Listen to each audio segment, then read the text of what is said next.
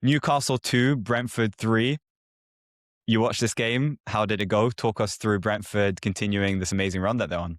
An absolutely incredible win, an incredible performance, well-deserved win as well. Absolutely brilliant for 90 minutes. Even, started the game really well. Should have had a penalty actually after 90 seconds.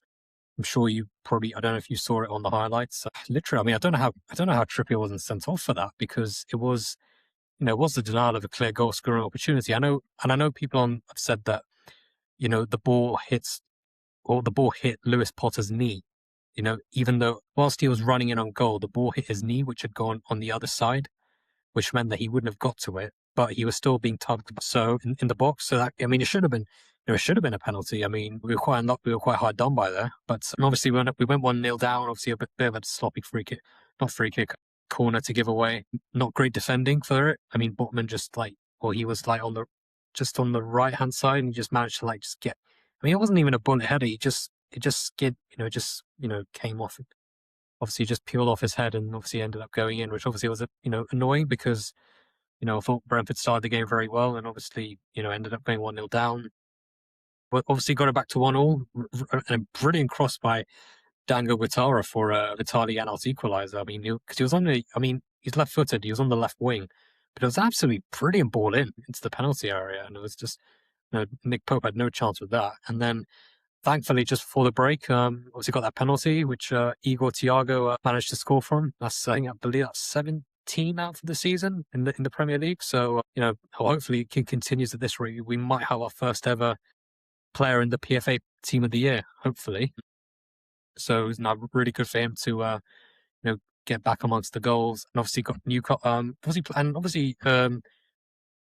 and then from the start of the second half, for the first half an hour, Brentford were more or less in control. Newcastle didn't really have too many opportunities. To be fair, neither did Brentford. It was 2-1, but they looked very comfortable defensively. But ultimately, one break, one lapse in concentration and communication, and then they suddenly have Newcastle suddenly break away. Osula, I mean, I'm not sure why he didn't play in Guimaraes on the right. He ended up going to the left, and then to put the ball in, obviously intended for Guimaraes, and then I thought the penalty was very soft.